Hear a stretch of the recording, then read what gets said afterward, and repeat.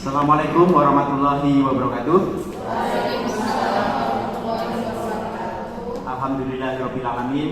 Puji syukur kehadirat Allah Subhanahu wa taala yang telah memberikan rahmat dan hidayahnya kepada kita semua sehingga kita bisa berkumpul di pagi hari ini untuk mengadakan sebuah kegiatan diseminasi budaya positif dengan tema mewujudkan sekolah impian. Nah, kebetulan nanti saya sendiri yang akan menyampaikan atau berbagi tentang budaya positif di sekolah. Oleh karena itu, sebelum kita mulai, agar kegiatan ini dapat berjalan dengan lancar, kita berdoa bersama-sama menurut agama dan kepercayaan kita masing-masing. Berdoa dimulai.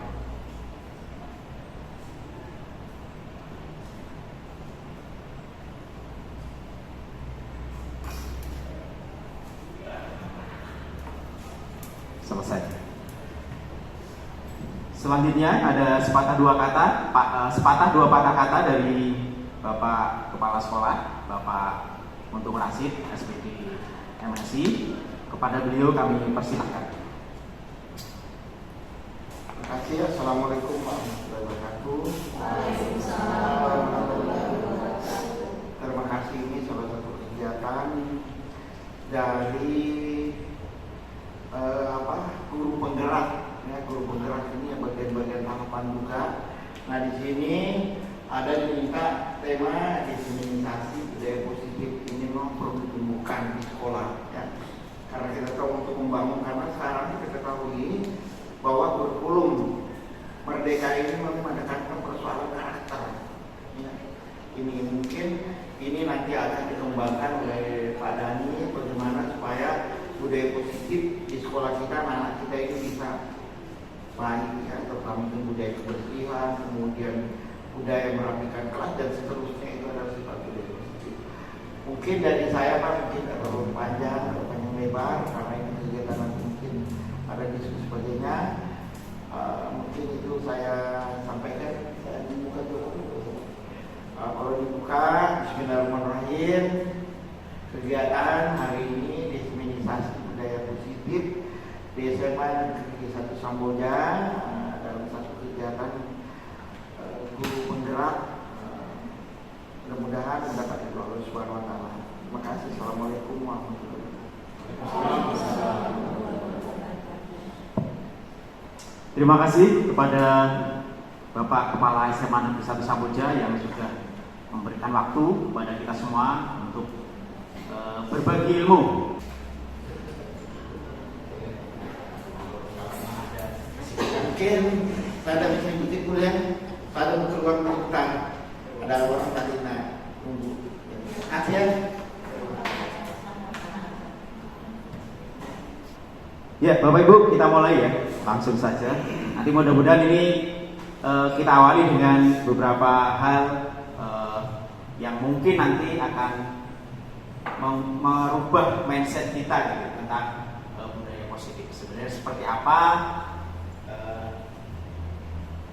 tujuan dari diseminasi budaya positif ini adalah berbagi pemahaman dan pengalaman kepada rekan sejawat terkait implementasi budaya positif yang dapat membantu murid belajar dengan aman dan nyaman sesuai filosofi dari Ki Hajar Dewantara. Ya, jadi tolok ukur dari budaya positif itu kita mulai dengan hasil pemikiran dari Ki Hajar Dewantara.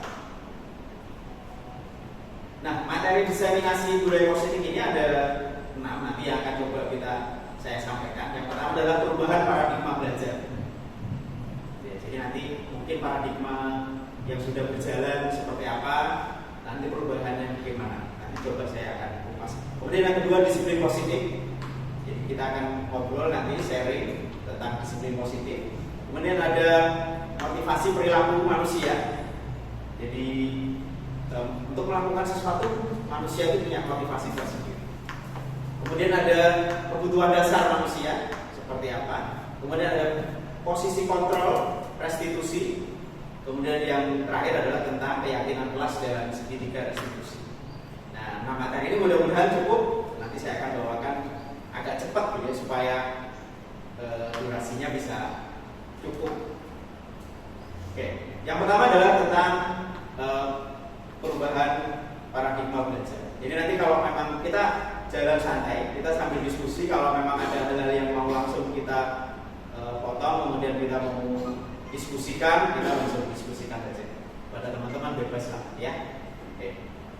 Perubahan paradigma belajar ini adalah hasil pemikiran dari Piaget Dewantara, yaitu ini saya quote dari beliau. Kita ambil contoh perbandingannya dengan hidup tumbuh-tumbuhan.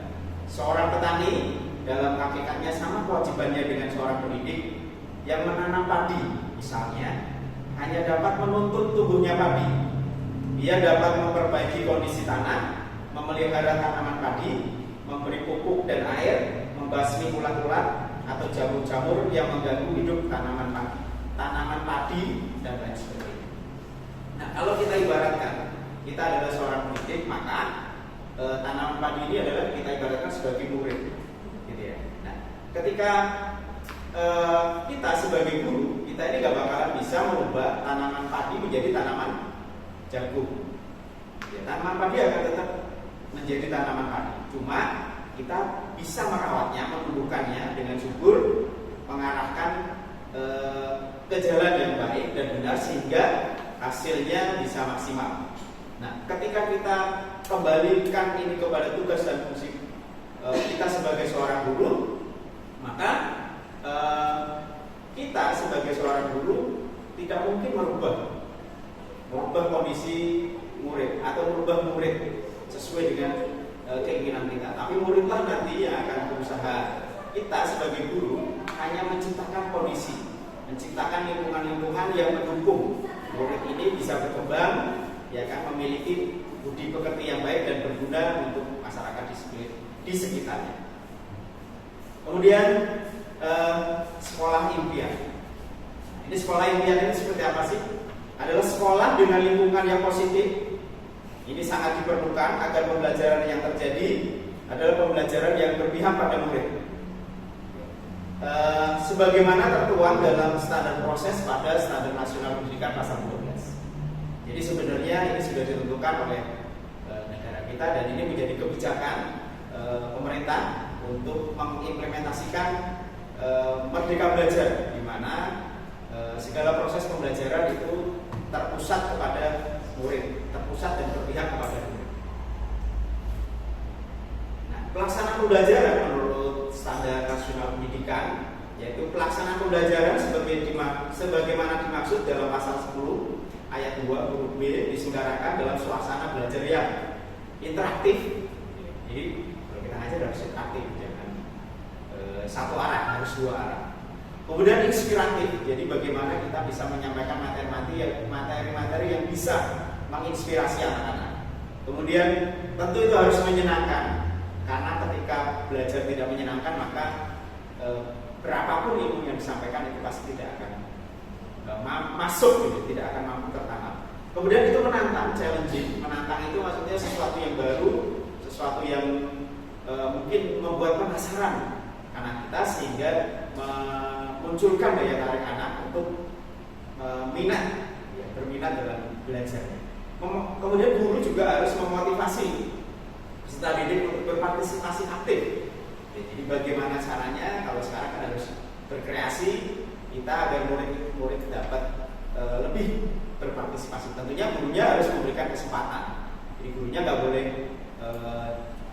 menguasai jalannya proses pembelajaran. Jadi ada hal-hal tertentu yang penugasan mandiri yang itu akan memberikan kesempatan kepada anak untuk berpartisipasi. Kemudian yang ketiga, yang terakhir adalah memberikan ruang yang cukup bagi prakarsa, kreativitas, kemandirian sesuai dengan bakat, minat, dan perkembangan fisik serta psikologis peserta didik. Jadi dalam tahapannya itu kan memang seperti yang kita lakukan di kurikulum Merdeka, bahwa materi tidak langsung diberikan full untuk level fase seperti yang dulu, yaitu SMA kelas 10, tapi kita masuk dalam transisi mata pelajaran yang dari SMP. Jadi dalam tahap perkembangannya seperti itu. Jadi harus menyesuaikan dengan tahapan perkembangan dari Kemudian budaya positif. Nah, budaya positif itu apa sih? Budaya positif itu nilai-nilai keyakinan dan kebiasaan-kebiasaan di sekolah yang berpihak pada murid agar murid dapat berkembang menjadi pribadi yang kritis, penuh hormat dan tanggung jawab. Jadi budaya yang positif itu sebenarnya secara luas adalah berisi tentang nilai-nilai keyakinan dan kebiasaan-kebiasaan di sekolah yang tentu itu harus berpihak kepada murid, sehingga mereka nanti bisa secara mandiri, gitu ya, terbentuk karakter yang memiliki budi pekerti yang baik. Nah, budaya positif itu pada prinsipnya nanti akan merujuk kepada pembentukan profil pelajar Pancasila. Adalah dengan membangun budaya positif yang berpihak pada murid, membangun keyakinan dan visi sekolah yang menumbuhkan dan mengembangkan budaya positif. Dalam mewujudkan budaya positif perlu adanya disiplin positif. Jadi sebelum dia menjadi budaya itu harus ditegakkan dulu disiplin positifnya. Nah, disiplin positif itu yang seperti apa?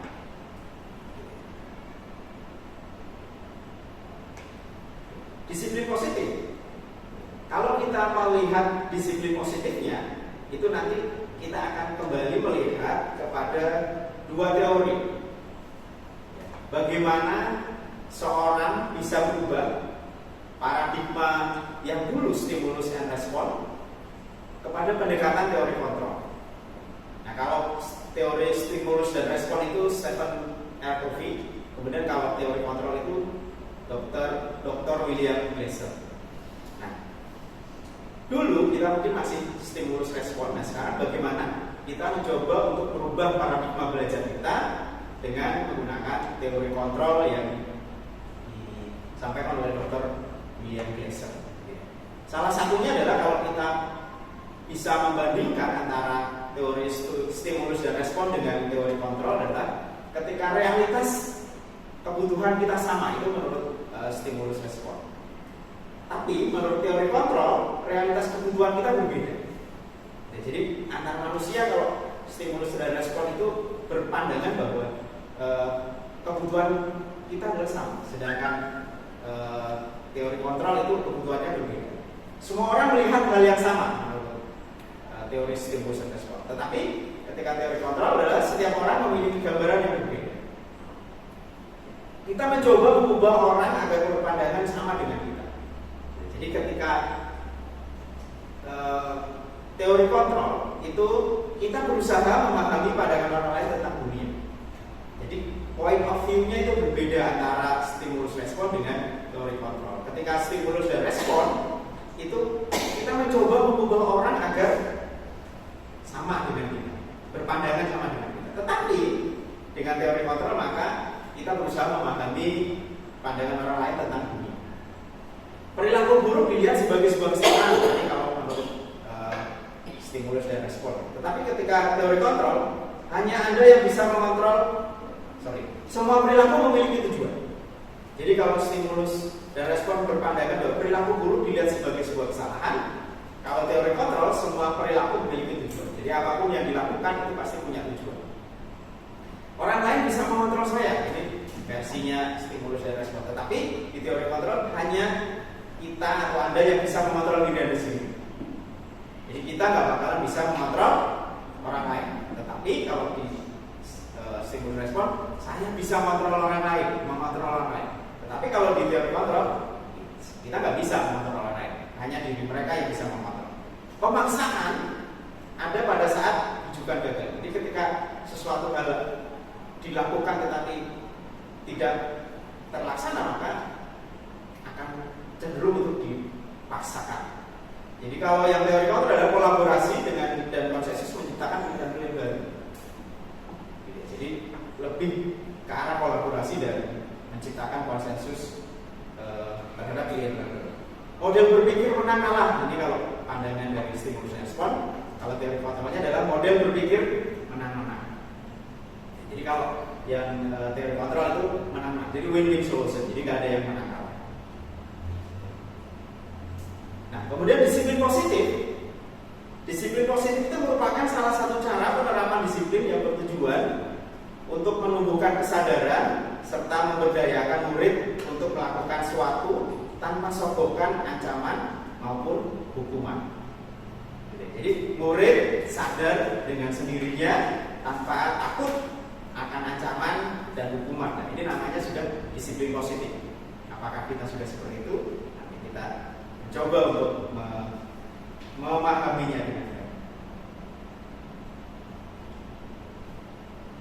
Menurut Ki Hajar Dewantara, ya kan, ada sebuah quote yang menjadi rujukan untuk disiplin positif. Ya. Di mana ada kemerdekaan, disitulah ada disiplin yang kuat. Sungguh pun disiplin itu bersifat self-disiplin, yaitu kita sendiri yang mewajibkan kita dengan sekeras-kerasnya. Tetapi itu sama saja, sebab jikalau kita tidak cakap melakukan self-disiplin, wajiblah penguasa lain mendisiplinkan kita. Dan peraturan demikian itulah harus ada di dalam suasana yang merdeka. Jadi untuk mewujudkan kemerdekaan, kalau dalam masa sekarang ini pemerintah kita ini sedang berusaha untuk mewujudkan merdeka belajar. Merdeka belajar ini berarti memberikan hak penuh kepada murid untuk berekspresi, gitu ya. Memberikan kesempatan kepada murid untuk mengeksplorasi diri sehingga mereka secara sadar dan mampu ya, untuk membudayakan disiplin positif sehingga bisa membentuk budaya positif. Gitu. Jadi bagaimana bisa memunculkan motivasi intrinsik, motivasi dalam diri sendiri. Tujuan dari disiplin positif adalah menanamkan motivasi pada murid-murid kita untuk menjadi orang yang mereka inginkan dan menghargai diri sendiri dengan nilai-nilai kebajikan yang mereka percaya. Jadi disiplin positif itu mencoba untuk memunculkan internal motivasi intrinsik dari murid, ya kan, agar mereka menjadi orang yang mereka inginkan. Jadi maunya seperti apa ya, kita ikuti mereka dan menghargai diri sendiri dengan nilai-nilai kebajikan. Nah, nilai-nilai kebajikan ini adalah nanti nilai-nilai yang secara umum sudah kita akui bahwa itu menjadi suatu perbuatan yang baik, budi pekerti yang baik, yang itu harus tertanam secara sadar atas inisiatif para murid, ya, bukan atas inisiatif para guru. Ya. Disiplin positif, gitu ya, membuat murid mengerti bahwa ketika mereka membersihkan kelas, maka mereka akan merasa nyaman, bukan karena dihukum oleh guru jika tidak melakukannya, atau karena ingin mendapatkan pujian. Ya, jadi nanti kalau sudah tertanam disiplin positif, maka murid nanti akan secara sadar dengan sendirinya melakukan hal-hal yang baik. Dan mereka melakukan itu bukan atas dasar takut dihukum, atau ingin mendapatkan pujian. Sebagai pendidik, tujuan kita adalah menciptakan anak-anak yang memiliki disiplin diri, sehingga mereka bisa berperilaku dengan mengacu pada nilai-nilai kebijakan universal dan memiliki motivasi intrinsik, bukan ekstrinsik. Ini yang paling penting adalah nilai-nilai kebajikan universal yang sudah kita sepakati bersama. Tentunya seperti misalkan ya, saling menghormati, tolong menolong, gotong royong, religius, dan lain sebagainya. Nah, itu yang nilai-nilai itu nanti yang akan mencoba untuk kita tanamkan budaya itu kepada murid kita, sehingga mereka nanti melakukannya itu dengan sendirinya, otomatis gitu. Jadi sebuah budaya ya, tanpa kita mengingatkan itu akan jalan sendiri. Nah, motivasi perilaku manusia pada prinsipnya itu ada 3 tahapan. Yang pertama adalah ketika manusia ingin melakukan sesuatu atau murid melakukan sesuatu di sekolah, itu yang pertama adalah untuk menghindari ketidaknyamanan atau hukuman. Jadi banyak kita yang merasa takut melakukan sesuatu hal yang baik, tapi karena dorongan atau ancaman atau di bawah hukuman, bayang-bayang hukuman, sehingga mereka terpaksa melakukan itu. Tapi hasilnya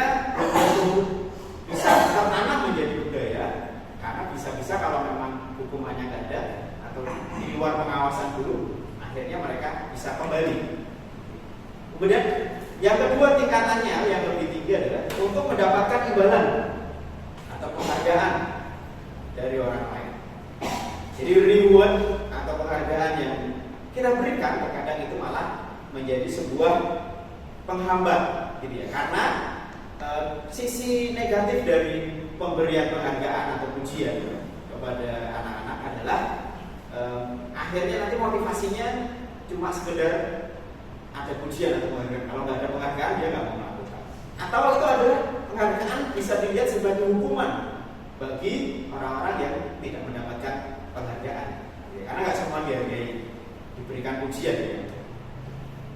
Nah, ini bisa dikatakan bahwa ketika memberikan penghargaan bisa jadi menjadi sebuah motivasi yang kurang baik kepada anak kita, karena hal itu bisa menyebabkan dia tidak mau melakukan atau tidak mau berpartisipasi untuk melakukan budaya positif atau disiplin positif karena ada imbal balik yang diharapkan. Kalau nggak ada mereka nggak akan mau melakukan.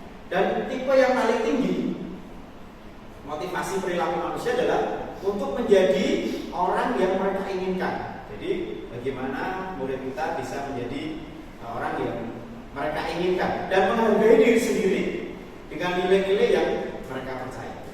Bagaimana kita nanti menanamkan nilai-nilai, bagaimana kita mendorong mereka untuk bisa care, peduli dan menghargai minat bakat murid kita sendiri. Nah, ada sebuah teori atau ada sebuah teori menurut Carlson Goshen. Itu restitusi adalah sebuah pendekatan untuk menciptakan disiplin positif. Dan nanti bagaimana restitusi? Yang dimaksud dengan restitusi adalah proses menciptakan kondisi bagi murid untuk memperbaiki kesalahan mereka, sehingga mereka bisa kembali pada kelompok mereka dengan karakter yang lebih kuat. Jadi guru hanya memberikan sebagai fasilitator atau mediator untuk bagaimana mereka secara sadar bisa memperbaiki kesalahannya sendiri, sehingga mereka bisa kembali ke kelompok mereka dengan karakter yang lebih kuat. Jadi kalau restitusi, ada dua pendapat sini.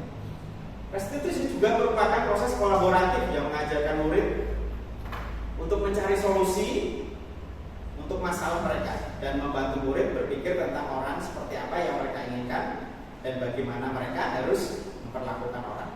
Jadi restitusi ini sebuah cara. Ya, ini baru dikenalkan dan saya baru dapat ketika mendapatkan materi di pendidikan guru penggerak. Jadi ini saya mencoba untuk sharing. Ini mungkin mindsetnya nanti berubah, mindset kita berubah.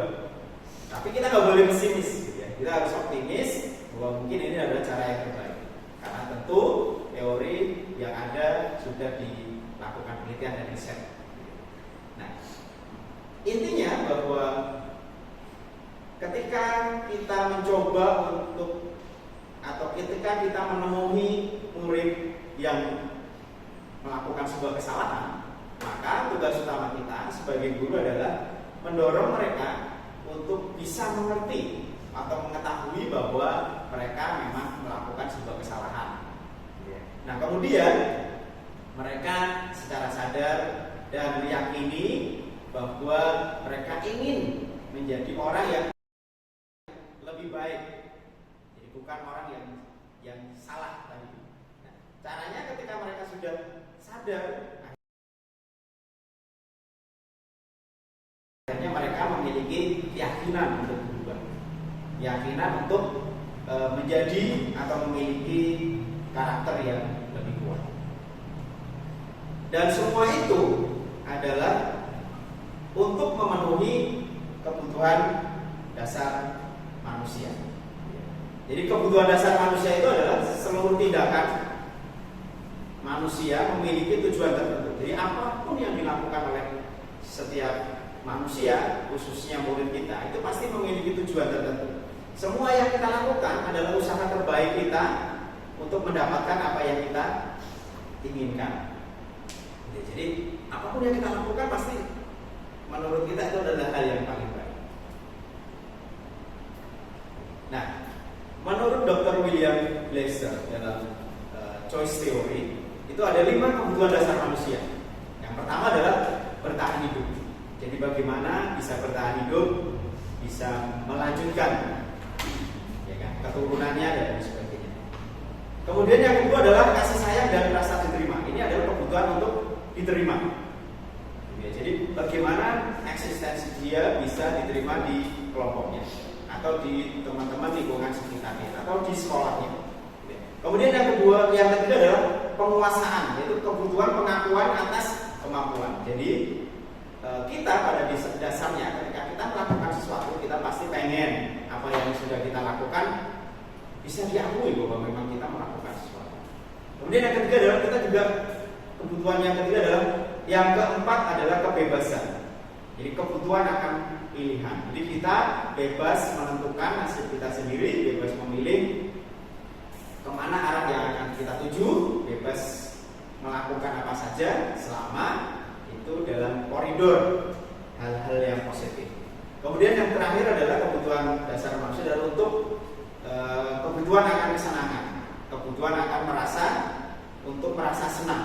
Jadi ketika kita memiliki kebutuhan untuk merasa senang, maka kita apapun yang terjadi ini harus kita bawa atau kita rasakan agar tetap menyenangkan. Kenapa?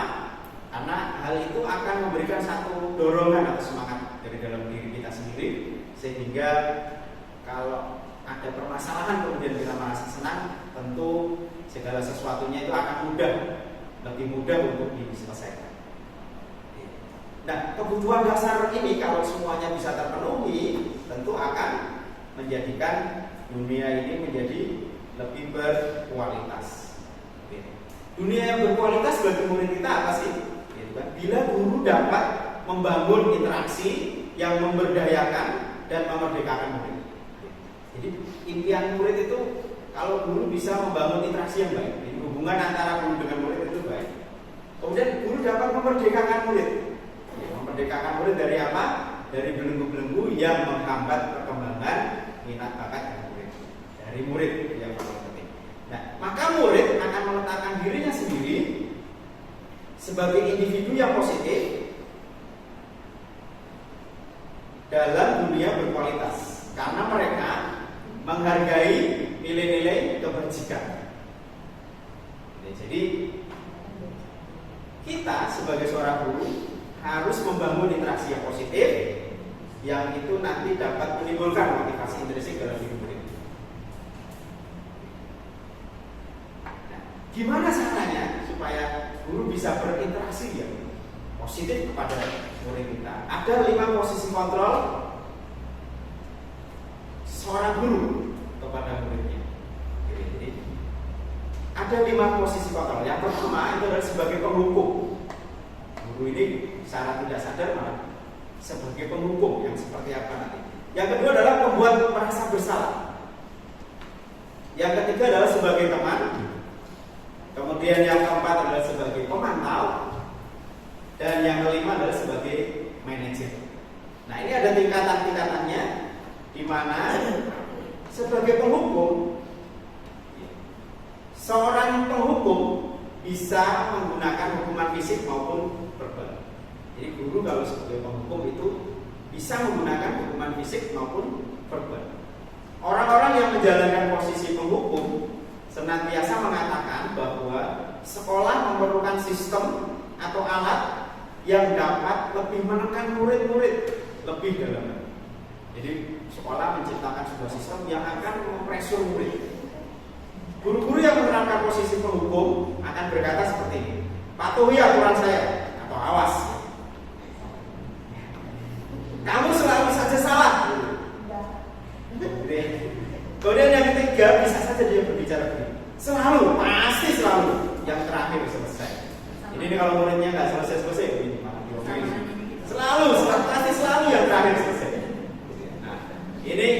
beberapa quote, beberapa ucapan yang dilakukan secara tidak sadar, mungkin kita semua melakukan itu, dan ternyata itu ada di posisi penghukum, ibu-ibu ya. Jadi guru seperti ini senantiasa percaya hanya ada satu cara agar pembelajaran bisa berhasil, yaitu dengan cara dia, cara gurunya. Jadi gurunya memaksakan, pokoknya ya aturannya gini ya seperti ini. Jadi, dipaksakan dengan sebuah sistem yang itu bisa mempressure murid, menekan murid. Gak apa-apa ya Bu ya. Ini mohon maaf kalau nanti menyinggung. Ya.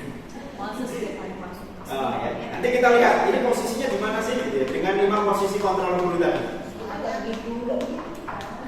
Ada yang mau memberikan tanggapan? Oke. Yang kedua adalah membuat merasa bersalah. Ya, guru pada posisi ini biasanya guru akan bersuara lebih lembut. Pembuat rasa bersalah akan menggunakan keheningan yang membuat orang lain merasa tidak nyaman, bersalah atau rendah diri. Ya, kalau tadi dengan suara keras bentak-bentak, kalau ini lebih halus. Kata-kata yang keluar dengan lembut akan seperti ini, misalkan, Ibu sangat kecewa sekali dengan kamu. Berapa kali Bapak harus memberitahu kamu ya? Kemudian juga ada misalkan kata-kata begini. Gimana coba kalau orang tua kamu tahu kalau kamu berbuat begini? Gimana, Ibu Yani? Nah, gitu ya. Kadang-kadang begitu ya. Secara tidak sadar mungkin ini sebenarnya kita lakukan, tetapi kita mungkin belum pernah mengetahui teori ini gitu ya. Nah, di posisi ini murid akan memiliki penilaian diri yang buruk tentang diri mereka. Jadi murid merasa tidak berharga dan telah mengecewakan orang-orang yang disayangi. Ya, ini tergantung dari muridnya. Tapi kan kita tidak tahu hati nuraninya kita ya. Kadang-kadang di belakang dan sebagainya. Jadi secara psikologis memang ketika guru berposisi sebagai pembuat rasa bersalah, maka dia akan membuat seolah-olah murid ini melakukan kesalahan sehingga akan mengecewakan orang-orang yang disayanginya, orang tuanya atau gurunya. Secara tidak sadar gurunya mengucapkan dengan kata-kata yang seperti itu, ternyata memberikan dampak. Nah, seperti itu guru. Kemudian yang ketiga, posisi kontrol yang ketiga adalah sebagai teman. Guru pada posisi ini tidak akan menyakiti murid, namun akan tetap berupaya mengontrol murid melalui persuasi. Posisi teman pada guru bisa negatif, bisa juga positif. Positif di sini berupa hubungan baik yang terjalin antara guru dan murid. Guru di posisi teman menggunakan hubungan mereka dan humor untuk mempengaruhi seseorang. Mereka akan berkata begini, ayo bantulah demi Bapak ya. Ini posisinya sebagai teman. Jadi kalau mereka melakukan kesalahan, ayo bantu Bapak lah. Masa melakukan kesalahan lagi, bantu Bapak ya, demi Bapak ya. Nanti wali kelasnya bilang seperti itu mungkin ya, demi Ibu ya. Tolong ini jangan melakukan kesalahan lagi demi Ibu. Itu ternyata posisinya seperti itu. Ayo kita ingat, tidak bantuan Bapak selama ini. Bapak sudah berjuang setengah mati kepada kamu, tapi ternyata kamu belum berubah. Masih ingat tidak bantuan Bapak?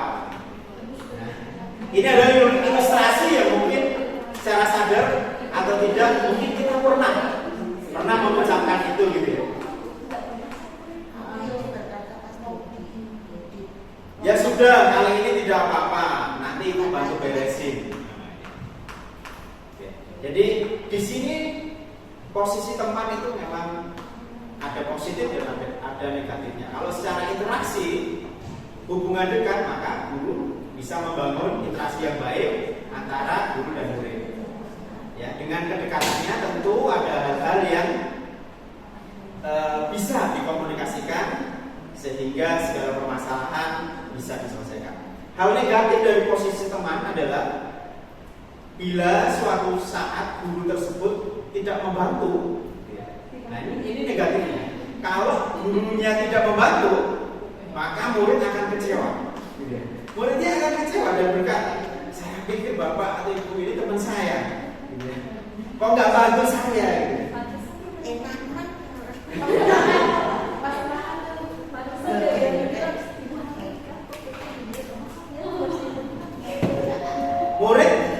Murid merasa dikecewakan dan tidak mau lagi berusaha. Akhirnya kemandiriannya kurang karena merasa dekat dengan gurunya, merasa mendapat perlindungan atau merasa safe, merasa aman ketika dia dekat dengan gurunya dan menganggap gurunya sebagai teman, sehingga dia bisa dengan mudah berbagi. Ya, cuma negatifnya adalah ketika gurunya tidak punya waktu, dianggap wah itu kok nggak tega sama saya, itu kok nggak mau membantu saya, dan mereka akan dikecewakan. Hal lain yang mungkin timbul adalah murid hanya akan bertindak untuk guru tertentu. Ya, jadi murid hanya mau mengikuti atau mau patuh pada guru-guru tertentu, guru yang lain nggak mau. Gitu ya. Jadi hanya tunduk, hanya bisa berkomunikasi, hanya bisa berbuat baik dengan bantuan dari guru. Dan tidak untuk guru lainnya. Murid akan bergantung pada guru tersebut. Jadi dampak negatifnya adalah akhirnya kemandiriannya kurang karena dia merasa terbantu dengan ada gurunya, merasa bergantung kalau ada apa-apa selalu dibantu oleh gurunya karena posisinya sebagai teman. Dan ketika nggak ada, mereka tidak bisa berdiri sendiri atau mandiri dalam menyelesaikan permasalahan. Nah, yang keempat itu adalah sebagai pemantau.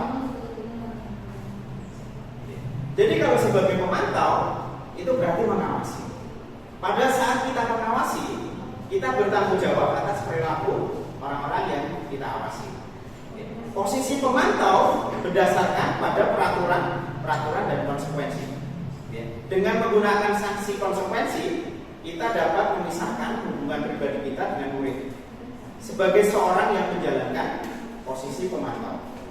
Jadi misalkan begini Bapak, ketika anak-anak misalkan ada yang mainan handphone di dalam kelas dan kita menemukan dia, kemudian dia karena asik mainan handphone maka dia tidak mengerjakan tugas yang diberikan.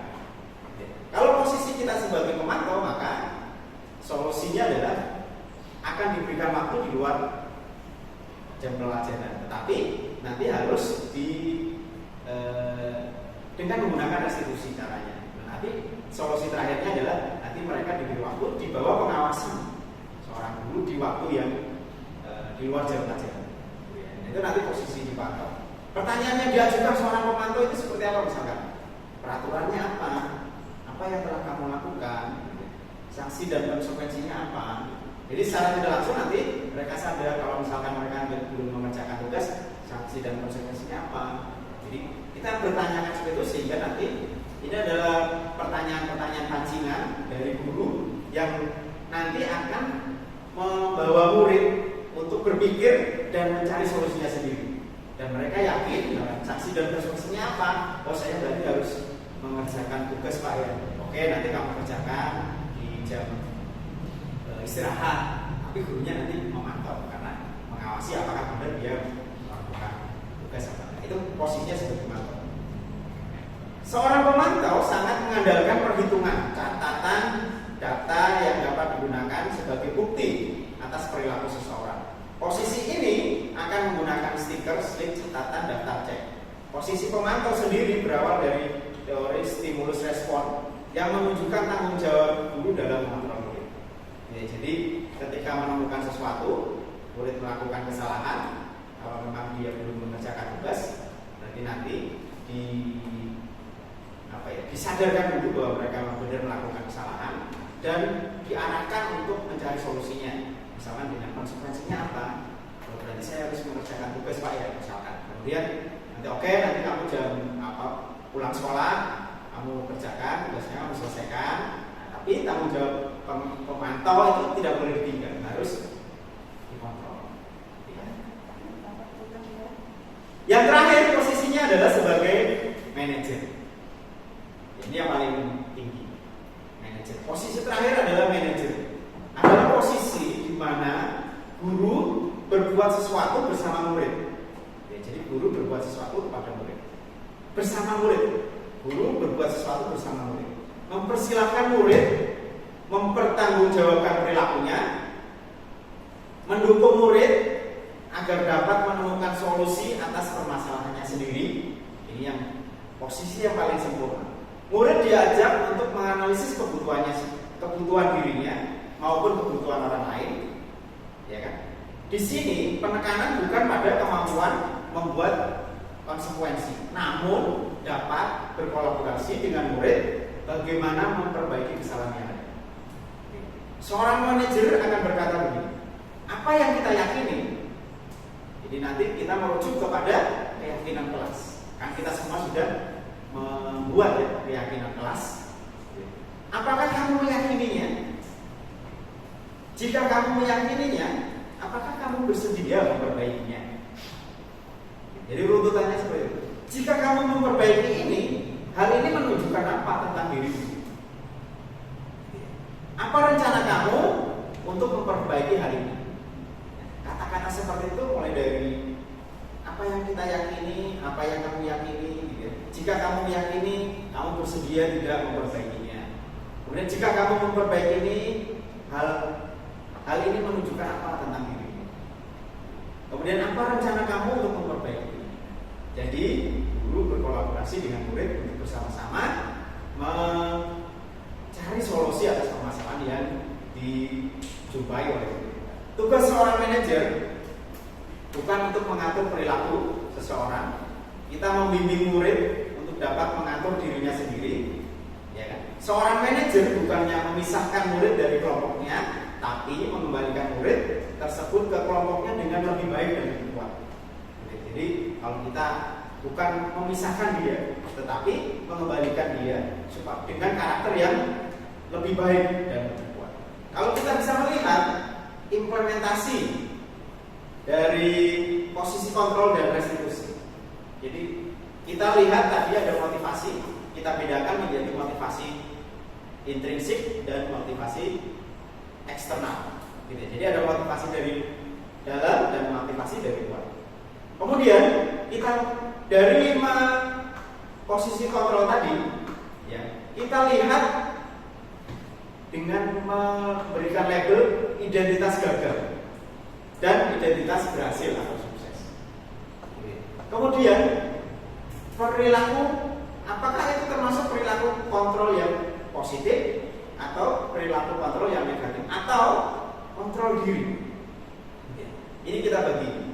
Jadi kalau posisi kontrol itu ada 5, ada penghukum, pembuat orang berasa bersalah, kemudian sebagai teman, sebagai pemantau dan sebagai manajer, maka guru bisa berbuat ketika sebagai penghukum, misalkan guru berbuat menghardik, menunjuk-nunjuk, menyakiti, menyindir. Ini posisinya sebagai penghukum. Ketika sebagai pembuat orang bersalah, ya, guru berceramah, menunjukkan kekecewaan mendalam. Ketika sebagai teman, membuat alasan-alasan untuk murid-muridnya, membuat alasan-alasan bagi murid-muridnya. Sebagai pemantau, menghitung dan mengukur. Guru berbuat menunjukkan pertanyaan-pertanyaan. Ini kalau posisinya sebagai manajer. Ya. Nah, ketika kita motivasi internal, posisi penghukum, pembuat orang merasa bersalah, teman dan pemantau, ini adalah motivasi atau dorongan dari orang lain. Ketika sebagai manajer, dia masuk ke motivasi intrinsik atau menimbulkan atau menumbuhkan motivasi dalam diri anak sendiri untuk memperbaiki kesalahan. Nah, dalam identitas gagal dan identitas berhasil, guru berkata ketika dalam posisi penghukum, misalnya, kalau kamu tidak melakukannya, saya akan cukur rambutnya, misalkan gitu. Kemudian kalau kalau dia membuat perasaan bersalah, kamu sudah mengecewakan ibu atau bapak, udah disuruh-suruh nggak cukup-cukup misalnya. Ketika sebagai teman, lakukan untuk ibu atau bapak, ya sudah, nanti bapak ibu bantu bereskan. Atau ketika dalam posisi pemantau, apa peraturannya, apa konsekuensinya dan sanksinya, apa yang telah kamu lakukan, apa yang terjadi sekarang. Itu posisi-posisi ketika kita dalam posisi kontrol yang sudah ditentukan. Kemudian kalau sebagai manajer, apa yang kita yakini? Apa yang kamu yakini akan hal tersebut? Kalau kamu meyakininya, kamu memperbaikinya. Kalau kami memperbaikinya, jadi kira-kira hal tersebut akan menggambarkan apa tentang diri. Nah, hasilnya ketika kita melakukan atau memposisikan diri sebagai penghukum, itu memberontak, pendendam, menyalahkan orang lain. Itu hasil kalau kita memposisikan diri sebagai penghukum. Kemudian kalau kita memposisikan diri sebagai pembuat orang merasa bersalah, akan menyembunyikan suatu, menyangkal atau berbohong. Gitu ya. Nah, ketika perilaku kontrolnya positif sebagai teman, itu akan ada ketergantungan kepada gurunya. Kemudian kalau sebagai pemantau, menyesuaikan bila diawasi. Kalau nggak diawasi, nggak bisa menyesuaikan. Nah, kalau sebagai manajer posisi kontrol diri, karena ini posisi yang berasal kontrol yang berasal dari diri anak sendiri, maka akan menguatkan watak dan karakter murid kita. Nah, kalau tadi kita melihat posisi sebagai seorang guru, nah, kita melihat dari sisi muridnya, gitu ya.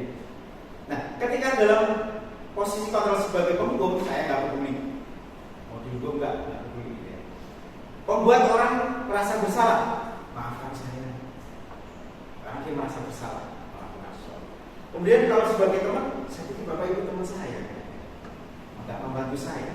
Ketika dalam pemantau, saya akan dapat berapa bintang kalau melakukan hal tersebut.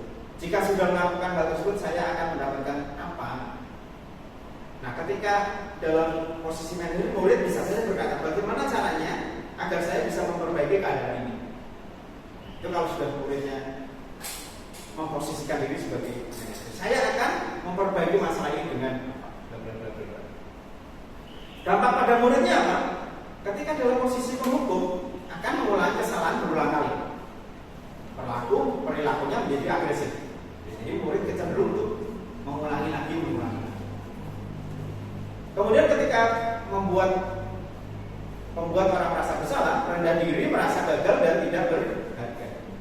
Ketika sebagai teman, maka dampaknya kepada murid adalah tergantung, tidak mandiri dan tidak bisa memutuskan. Kemudian ketika sebagai pemantau adalah menitik beratkan pada dampak pada diri sendiri, mendapatkan hadiah atau mendapatkan hukuman. Dan kalau dia sebagai manajer mengevaluasi diri, bagaimana menjadi diri yang lebih baik. Nah, itu kalau posisinya yang di manajer.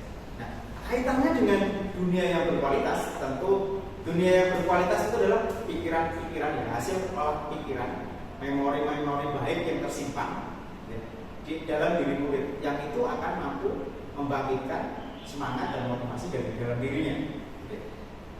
Ketika posisi penghukum, maka murid meletakkan guru di luar dunia berkualitas, karena gurunya terkesan kejam dan sebagainya. Sehingga dalam ingatan dia bukan akan menjadi sesuatu yang perlu diingat dengan baik. Murid meletakkan guru di dalam dunia berkualitas. Jadi dunia berkualitas itu adalah pikiran-pikiran murid, pikiran-pikiran murid yang memori-memori murid yang tertanam, yang tidak terlupakan, yang terkesan mendalam diri dia. Jadi kalau posisi penghukum, maka kesannya ya jadi gurunya nggak akan dimasukkan dalam hukum, akan dibuang jauh-jauh, karena dia punya kenangan yang tidak baik.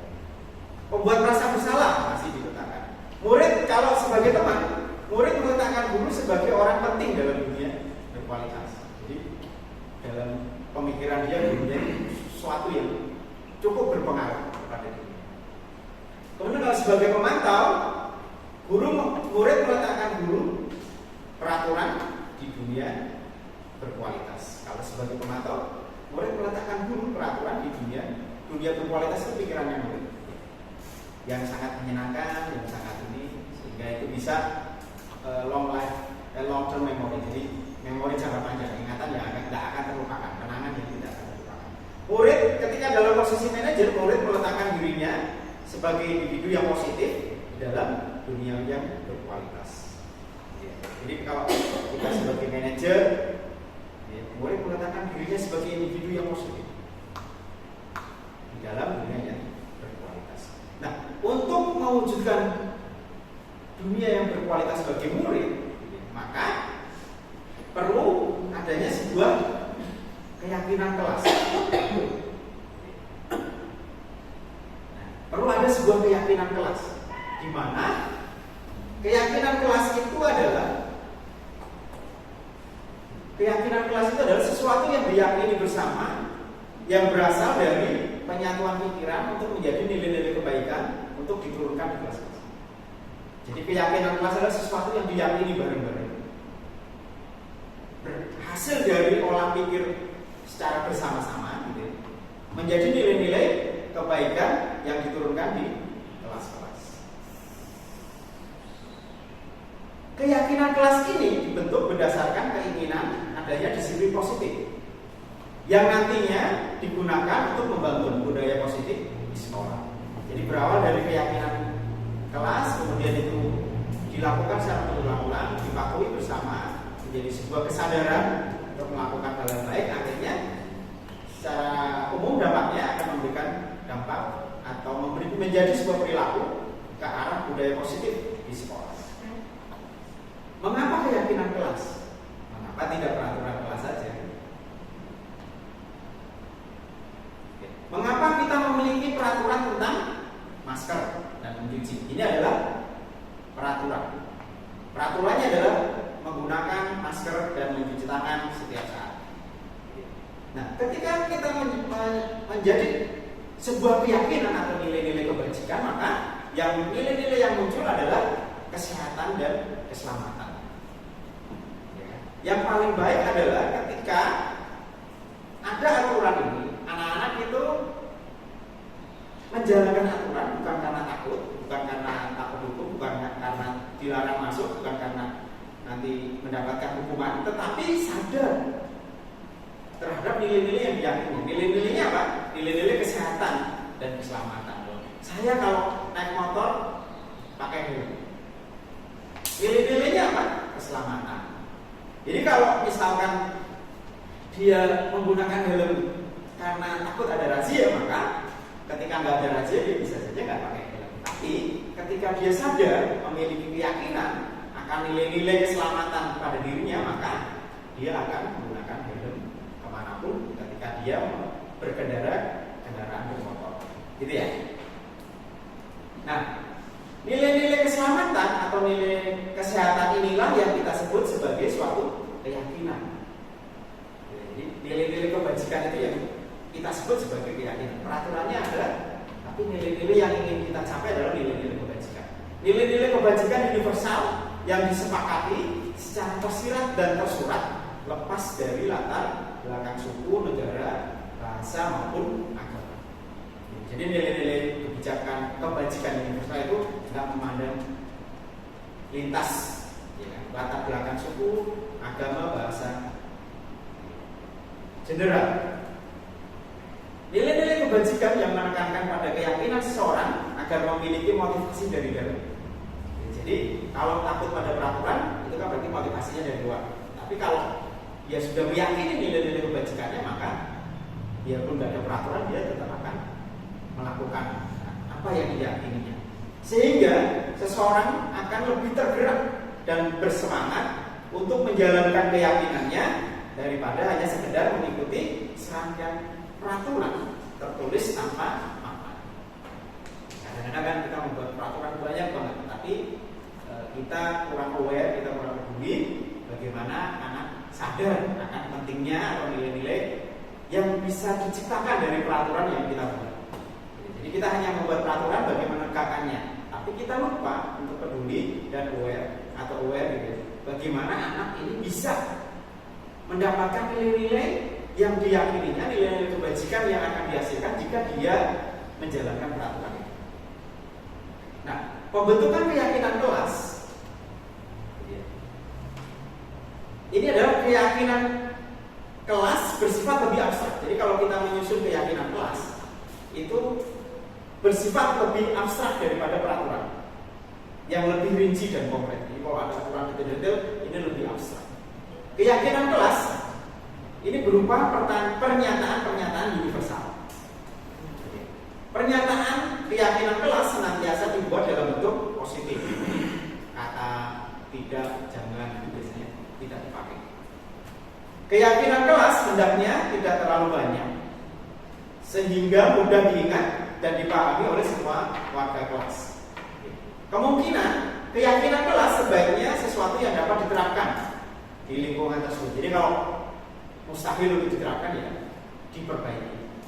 Semua warga kelas hendaknya ikut berkontribusi dalam pembuatan keyakinan kelas lewat kegiatan curang pendapat. Jadi ketika menyusun keyakinan kelas berarti harus melibatkan seluruh siswa. Bersedia meninjau kembali keyakinan kelas dari waktu ke waktu. Jadi kalau sudah ada, ya kalau memang perlu direvisi, ya kita revisi, kita sesuaikan.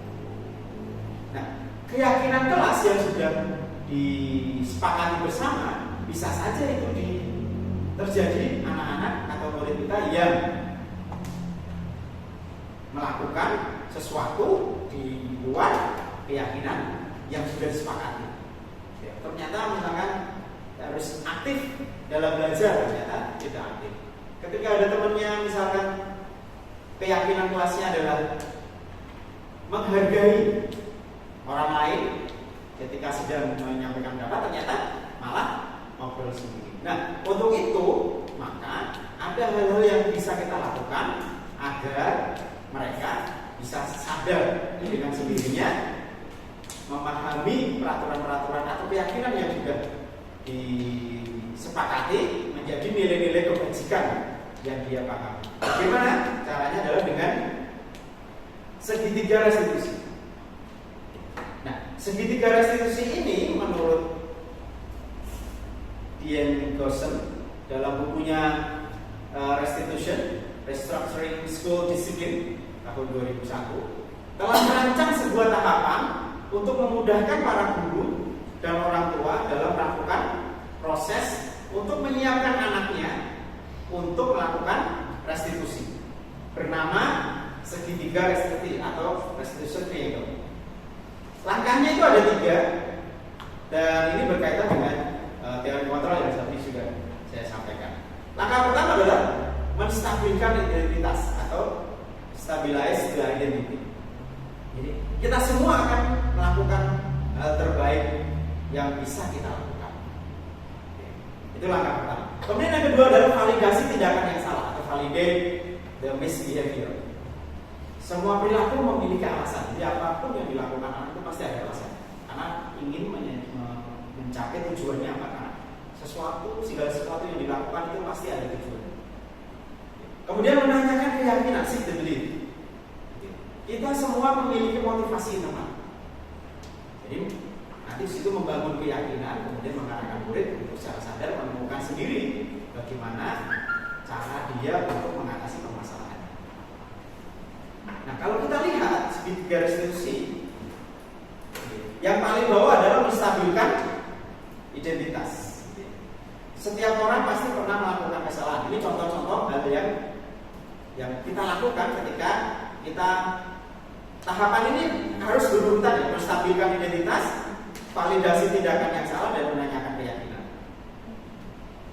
Kamu bukan satu-satunya yang pernah melakukan ini. Nah, ketika kita dalam posisi menstabilkan identitas, itu kita seperti itu.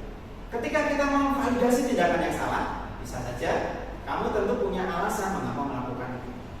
Jadi kita bisa saja menanyakan itu ke murid kita. Adakah cara lain adakah cara yang lebih efektif untuk mendapatkan apa yang kamu butuhkan?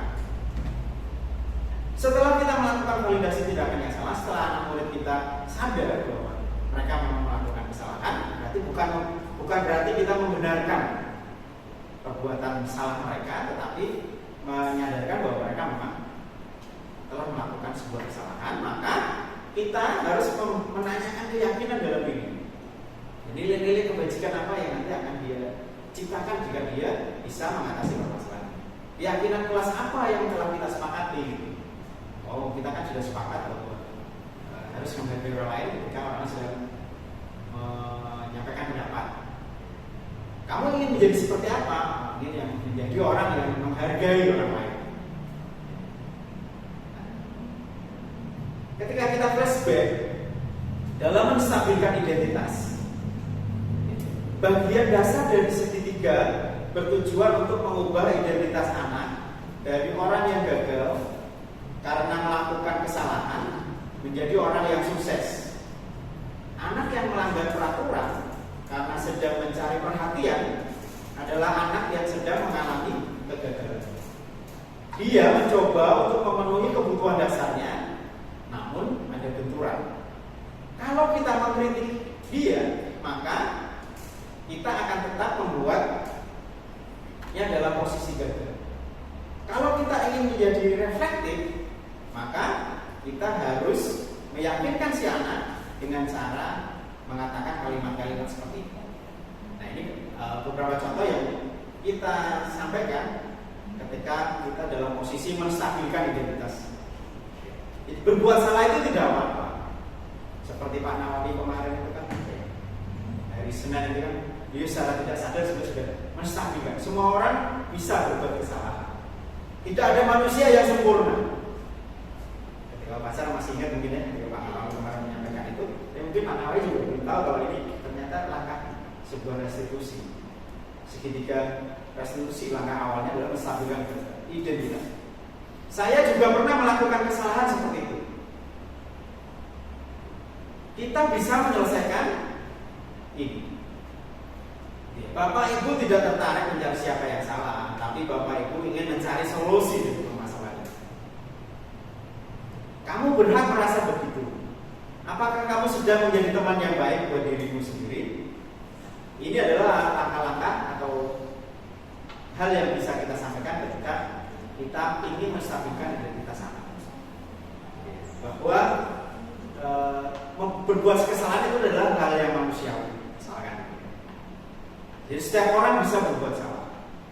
Jadi ketika nanti identitas mereka atau mereka sudah stabil secara emosional, maka kita mencoba untuk melihat atau menyadarkan mereka bahwa apa yang mereka lakukan adalah sebuah kesalahan dengan validasi tindakan yang salah. Bukan berarti kita membenarkan tindakannya, tetapi menurut teori kontrol, semua tindakan manusia, baik atau buruk, pasti memiliki maksud atau tujuan tertentu.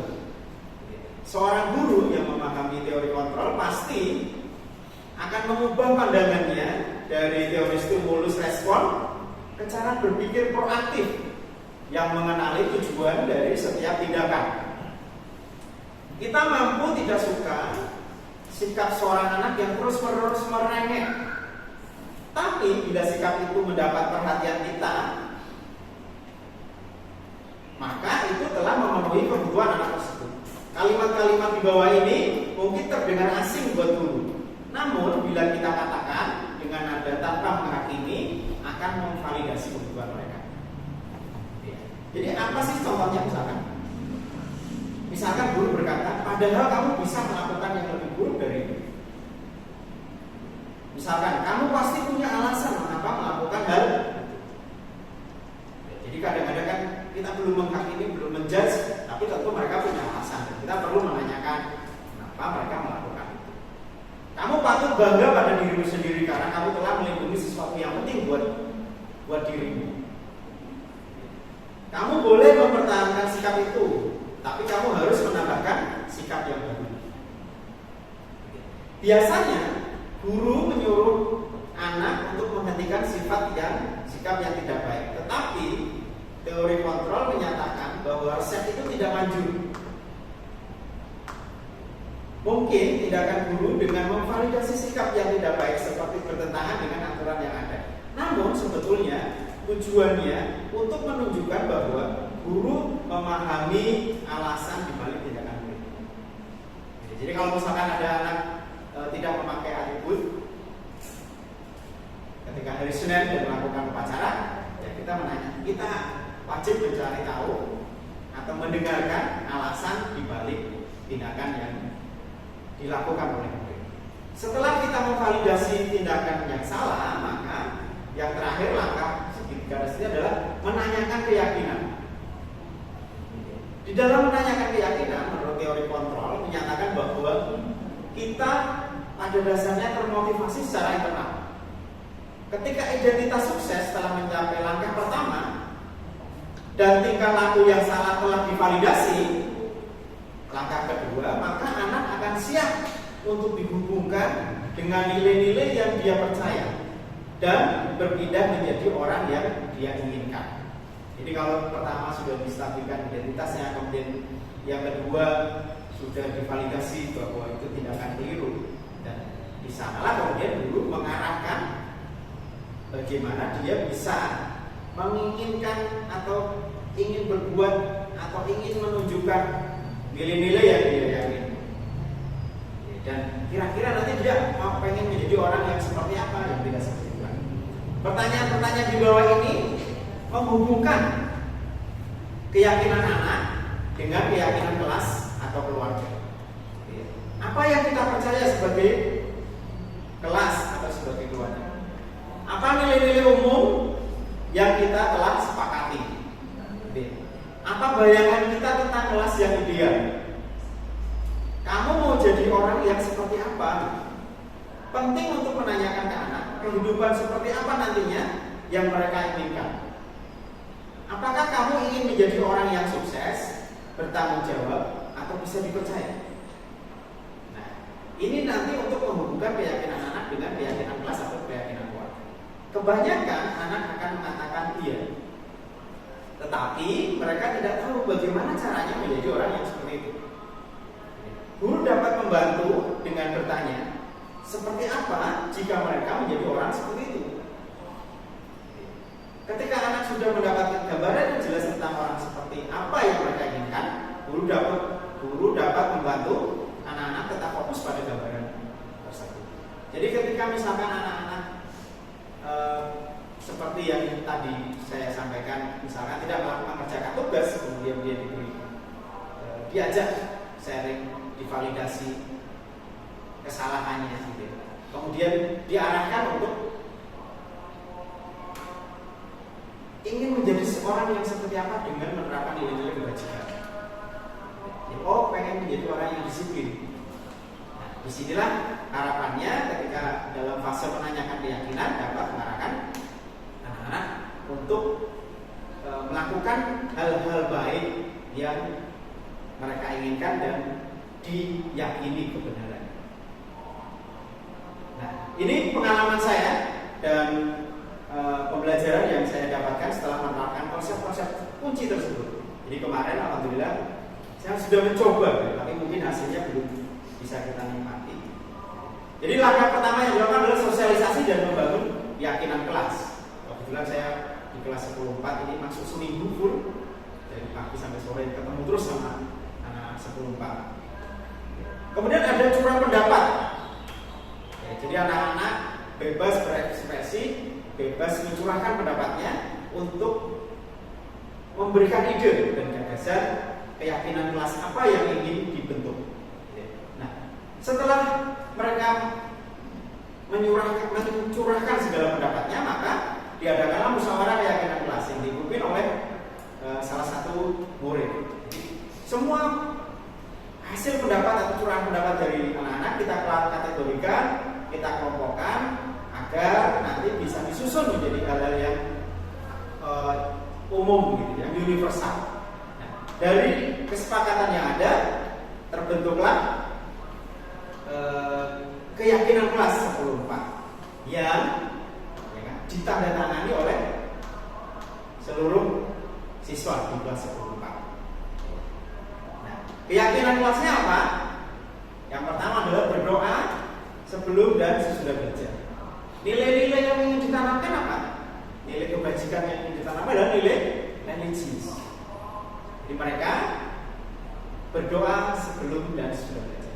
Kemudian menjaga kebersihan kelas. Nilai-nilai yang ingin kita tanamkan apa? Adalah kesehatan dan keselamatan. Dan kebetulan kita sebenarnya ada sebuah program yang tagline-nya itu kita sebut dengan beraksi. Jadi program untuk menciptakan lingkungan yang bersih dan sehat. Namanya adalah beraksi, bersama ayo kita bersih-bersih.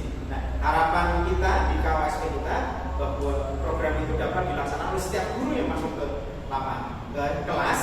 Jadi sebelum mengajar, kalau memang kondisi kelasnya kurang bersih, ya, guru bisa mengingatkan bahwa keyakinan kelas yang telah disepakati menjaga keamanan dan ketertiban. Misalkan di kelas, menjaga kebersihan kelas itu menjadi sebuah budaya yang dengan sendirinya tanpa disuruh mereka sudah melakukan. Memang ini butuh waktu dan proses, tidak bisa instan karena kita akan merubah mindset dan pola dari murid kita. Yang ketiga adalah menghargai orang lain. Nah, nilai yang ingin ditanamkan apa? Saling menghargai. Jadi ketika orang lain bicara, ketika temannya bicara, maka dia harus mendengarkan. Nah, di situ nilai yang ditanamkan adalah saling menghormati. Nah, yang kelima adalah tepat waktu dan aktif di kelas. Jadi keyakinan kelas yang akan dibangun adalah kedisiplinan, tepat waktu, disiplin. Tentu disiplin ya, bukan hanya ketika masuk kelas, tapi dalam segala hal. Dalam hal belajar dan melaksanakan tugas-tugas yang telah dikerjakan. Kemudian yang terakhir, keyakinan kelas yang dibentuk adalah bersalaman dengan guru saat pulang sekolah. Gitu ya. Bersalaman dengan guru saat pulang sekolah. Nah, nilai-nilai yang ingin ditanamkan adalah menghormati. Jadi menghormati kepada guru, hormat kepada guru. Itu nilai yang ingin ditanamkan. Jadi keyakinannya adalah bersalaman dengan guru saat pulang sekolah. Nah, ini semua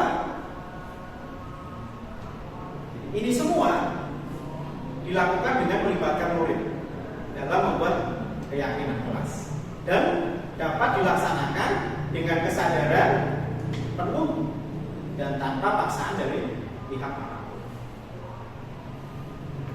Jadi segala sesuatu harus dari murid untuk murid dan oleh murid. Guru hanya sebagai seorang manajer, mengarahkan, memberikan peluang, menuntun jalan murid agar bisa mandiri dan memiliki budi pekerti perilaku yang positif sehingga mereka akan berguna dan bermanfaat bagi dirinya sendiri, bagi keluarganya maupun bagi orang lain dan tentunya bagi negara. Terima kasih. Kita lanjut dengan diskusi kalau ada yang mau ditanyakan atau kita obrolkan. Silakan, Bapak Ibu.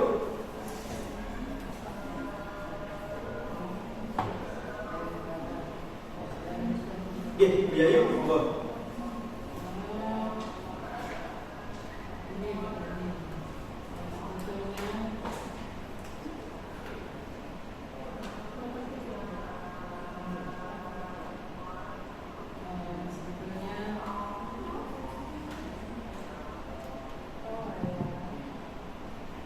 Sebetulnya budaya positif ini sudah dipahami sama siswa, bahkan sudah dilaksanakan sama siswa. Nah, yang menjadi masalah mungkin bisa kita diskusikan di sini adalah komitmen mereka untuk menjalankannya. Jadi budaya positif ini kan tidak hanya dilakukan sekali dua kali, tapi harus tertanam terus dan dilaksanakan terus-menerus selama dia menjadi siswa. Nah, komitmen inilah yang perlu kita tanamkan ke siswa, perlu kita diskusikan di sini bagaimana sih cara-caranya kita untuk menanamkan komitmen ini ke siswa agar budaya positif ini terus-menerus dilaksanakan oleh siswa.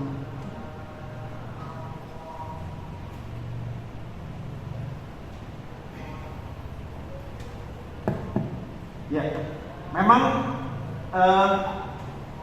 segala sesuatu itu kalau hanya sekali dua kali itu tidak akan tertanam. Budaya positif itu akan bisa melekat dan berjalan dengan sendirinya, karena memang dari segala sesuatu kan ketika kita pengen menjadi sebuah budaya itu harus dilakukan. Jadi harus dilakukan kalau bersama-sama ya, dengan komitmen bersama-sama. Jadi antara guru, murid, dan kebijakan sekolah secara umum. Dan itu harus konsisten dilaksanakan. Kalau nggak konsisten, tentunya nanti akan ada hal-hal yang menjadi menggerus nilai-nilai budaya positif yang ingin kita bentuk. Tentu kita harus berkolaborasi, guru-guru semua harus berkolaborasi, membangun komitmen bersama agar pengalaman baik, perilaku baik yang sudah dilakukan oleh murid dapat dilakukan berulang-ulang. Karena belajar adalah pengalaman yang dilakukan murid secara sadar yang terus dilakukan sehingga mereka nanti secara tidak sadar sudah melakukannya atau secara otomatis melakukannya dan membekas menjadi sebuah perilaku yang baik. Oleh karena itu butuh komitmen bareng-bareng gitu. Jadi ketika kita melihat posisi kontrol ada 5 tadi. Nah, posisi kontrol kita ini bagaimana agar anak-anak tumbuh dan memiliki motivasi dalam yang berasal dari dalam diri mereka, maka sebenarnya tugas guru akan lebih mudah, ya kan? Karena murid kita sudah sadar secara otomatis tanpa harus disuruh-suruh, tanpa harus dihukum oleh gurunya, tanpa harus dinasihati gurunya, anak-anak sudah menjalankan itu dengan sendirinya. Seperti misalkan ketika kita memberi kesempatan kepada murid kita untuk melaksanakan sholat zuhur berjamaah, gitu. Di awal mungkin diprogramkan, dipantau, dilihat, diawasi, gitu. Tetapi ketika itu sudah menjadi budaya dan meyakini akan nilai-nilai religius dari kebutuhan mereka, maka anak-anak itu ketika waktu sholat zuhur akan ke mushola untuk melaksanakan sholat, dan itu sudah secara otomatis dilakukan sendiri karena mereka sadar akan nilai-nilai yang diyakininya, nilai-nilai religius yang diyakininya, sehingga guru nggak perlu capek-capek atau repot-repot. Mudah-mudahan ini menjadi mimpi kita bersama. Jadi murid-murid kita akan secara otomatis menjalankan nilai-nilai baik yang tentu kita guru harus menciptakan nilai-nilai baik itu agar bisa tetap tertanam. Mungkin ada lagi? Bapak Ibu? Mbak Dila?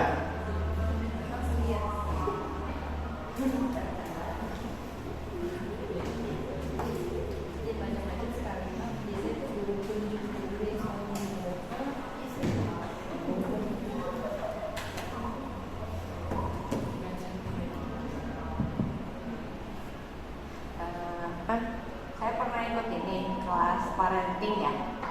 Terus tadi materi Bapak itu kan hampir sama kayak parenting untuk anak usia dini. Apa seperti itu? Terus berarti penerapannya di sekolah apa ya namanya? Montessori kalau di kelas itu namanya.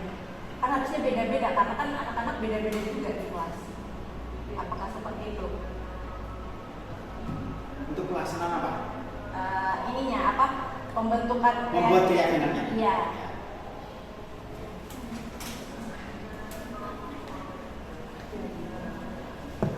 Ya.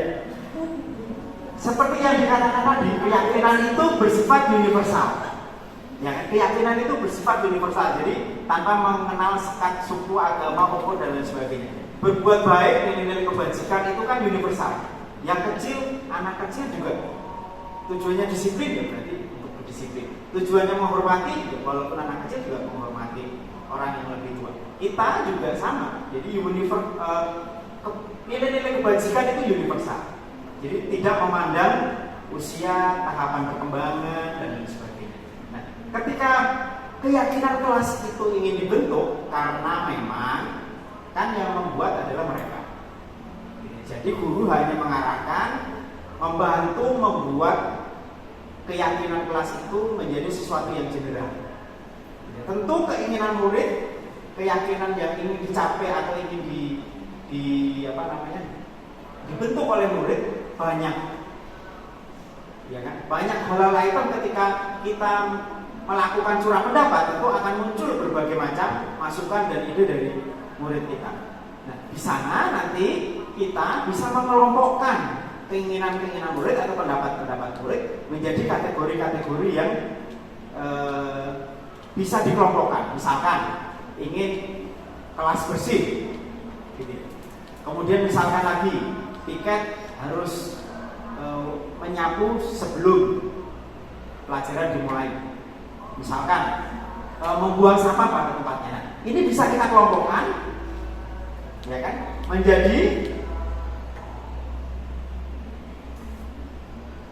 menjaga kebersihan kelas. Jadi sesuatu yang umum. Jadi masukan-masukannya kan banyak. Misalkan menghargai orang lain. Masukannya itu banyak dari kelas 14, nggak cuma menghargai orang lain. Tapi misalkan menghargai orang lain yang sedang ngomong. Kemudian pamit atau meminta izin ketika ingin menggunakan barang orang lain. Kemudian lagi tidak bicara sendiri. Kemudian lagi memperhatikan guru yang sedang menyampaikan pelajaran. Nah, itu akan muncul ide-ide. Kemudian itu kita kelompokkan menjadi sesuatu yang general. Guru membantu, memfasilitasi untuk dapat menentukan keyakinan. Tentunya masing-masing kelas, karena itu memang hasil pemikiran dari para murid, tentu akan berbeda-beda. Jadi tidak harus seperti itu. Tetapi pada prinsipnya keyakinan kelas itu bisa ditinjau kembali. Jadi kalau memang ini misalkan sudah dilaksanakan dan kemudian ada kejadian atau peristiwa yang tidak ada pada keyakinan kelas yang sudah disepakati, maka berarti perlu ada keyakinan baru yang disepakati bersama. Dan antar kelas bisa saja berbeda, tergantung dari kesepakatan atau keyakinan yang sudah dibuat oleh para murid. Sehingga mereka, karena memang mereka sendiri yang membuat, tentu guru harus mendorong agar para murid dapat menyepakati dan meyakini, melaksanakan keyakinan-keyakinan kelas yang sudah disepakati guru. Nah, nanti kalau ada permasalahan, ada murid yang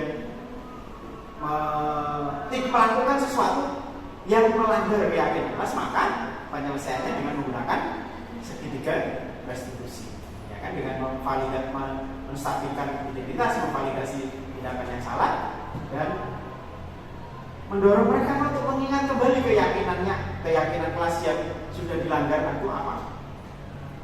Kemudian kalau kamu nanti berubah, kamu mau jadi orang yang seperti apa? Nah, mengingatkan kembali kepada keyakinan kelas yang sudah. Kalau memang nanti pada kelas itu belum muncul keyakinan kelas itu, jadi perbuatan yang dilakukan oleh itu tidak ada pada keyakinan kelas, maka berhak kita untuk menambahkan keyakinan kelas itu. Tidak masalah itu berubah. Dan ketika nanti masing-masing kelas sudah menjalankan keyakinan kelasnya masing-masing, maka secara otomatis itu akan menjadi budaya, akan menjadi budaya positif di sekolah. Nah, itu adalah impian dari kita semua agar sekolah kita memiliki budaya positif yang dilakukan secara sadar oleh murid kita, ya kan? Sehingga perilaku dan budi pekerti yang dimiliki murid akan dapat dirasakan oleh dirinya sendiri, dan ketika mereka pulang ke rumah, orang tua mereka akan merasakan imbasnya budaya positif yang ada di sekolah. Ada lagi Bapak Ibu?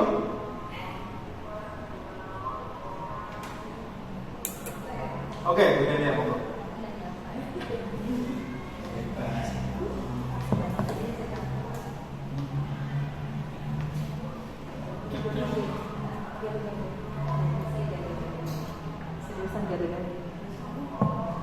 Gini Pak, untuk apa namanya ya, membuat seseorang menjadi positif itu tidak mudah kan. Bagi kita, kalau misalnya kita mau ngambil porsi yang paling bagus di situ kan manajer. Kan kita tahu tidak semua orang itu bisa jadi manajer, ya. Dan segala sesuatu itu tidak harus dengan cara manajerial kita baik, maka orang lain bisa mengikuti.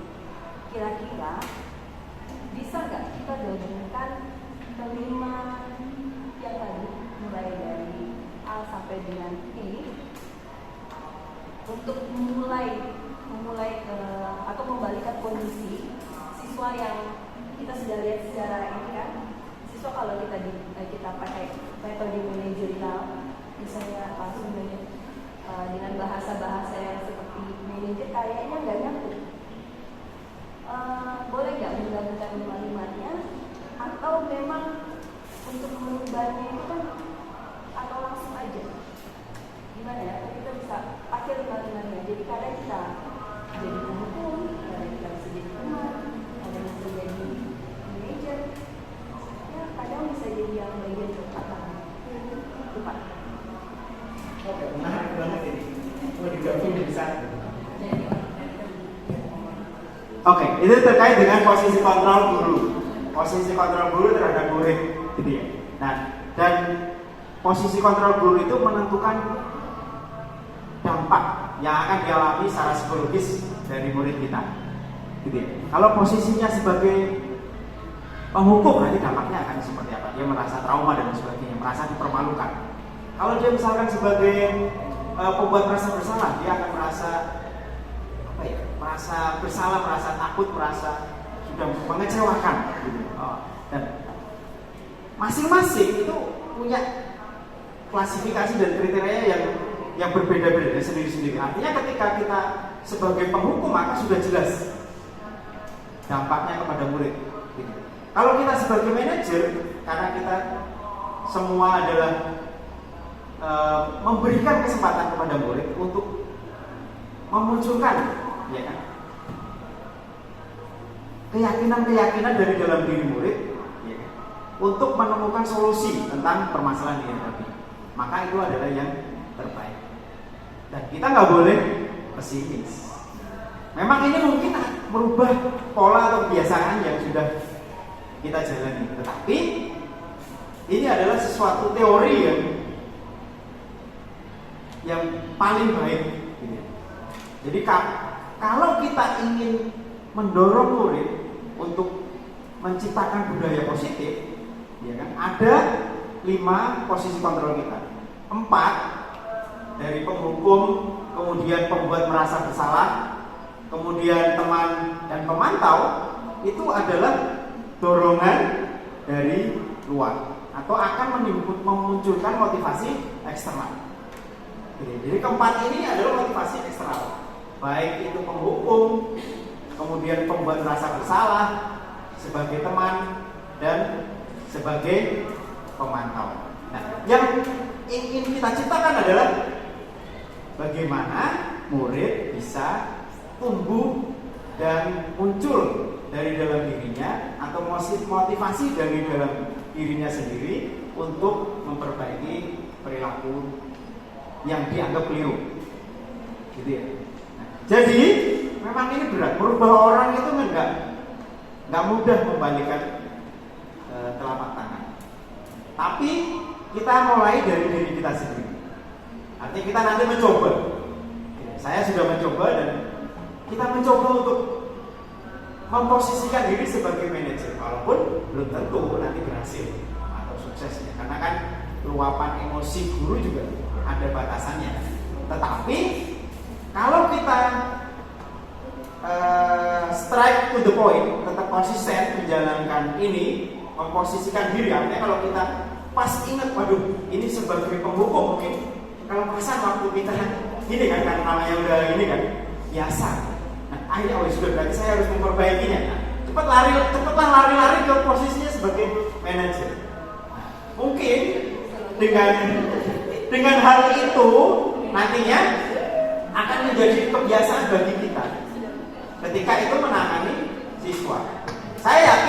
kalau kita ada niatan, karena kita sudah diberikan sebuah jalan, sebuah cara, sebuah jalan berdasarkan teori yang ada, gitu ya. Maka kalau kita melakukan atau memposisikan diri kita sebagai manajer, saya yakin gitu ya, akan tercipta budaya positif, akan tercipta kenangan dan memori-memori indah yang ada di sekolah, gitu ya.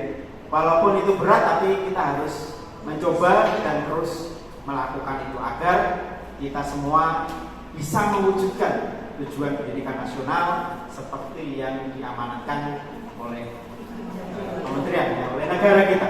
Dan tentu nanti ketika murid kita mungkin menyelesaikan sekolahnya di sekolah kita akan menjadi sebuah kenangan yang indah, gitu ya.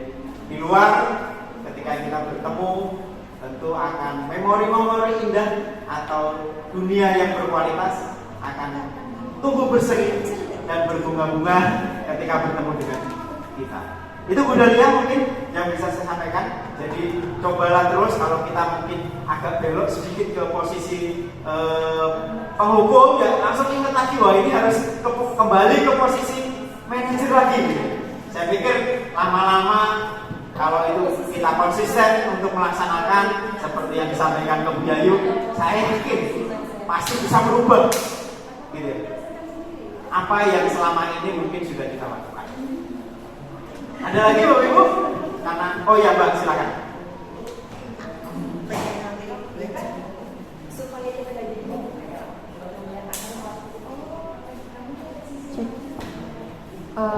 Mengacu dari pertanyaannya Bu Dahlia, seperti ini Pak, yang namanya karakter anak itu kan berbeda. Apakah kita sebagai guru tidak bisa memposisikan ketika dengan si A kita menjadi manajer, ketika dengan si B kita menjadi pembuat rasa bersalah? Karena sebenarnya rasa bersalah itu terkadang perlu dimunculkan supaya anak itu memiliki kesadaran. Seperti itu Pak.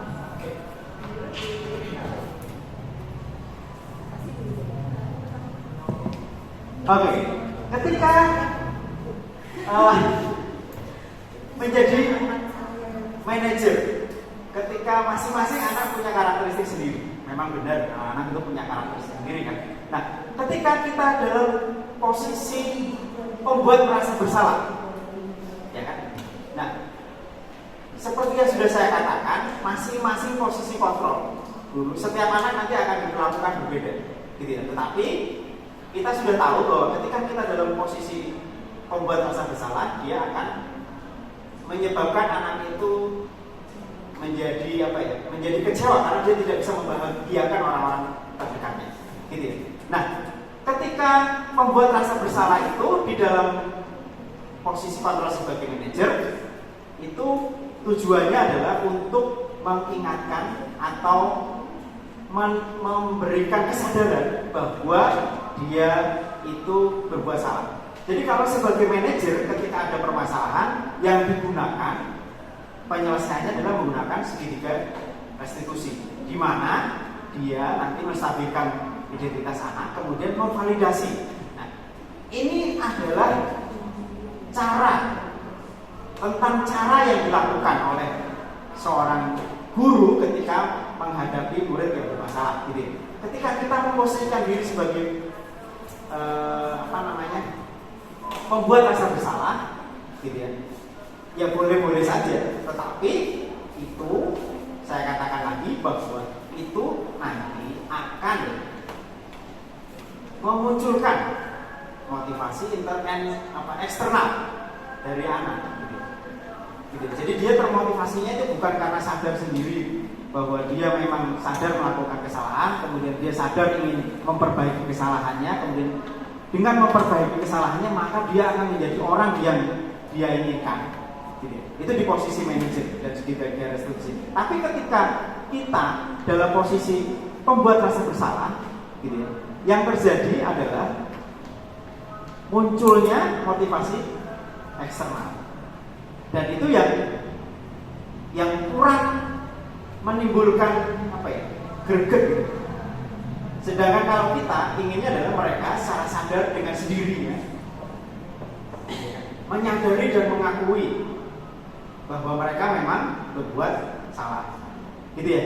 Nah kemudian dengan mereka berbuat salah, mereka bisa menentukan langkah yang digunakan untuk memperbaiki kesalahannya, gitu ya. Itu kalau di posisi manajer, karena dia yang kita sasar itu adalah menimbulkan motivasi internal atau intrinsic motivation.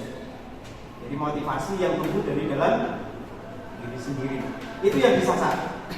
Nah, makanya posisi manajer ini hanya satu-satunya, gitu ya, yang dapat menumbuhkan motivasi dari dalam diri siswa.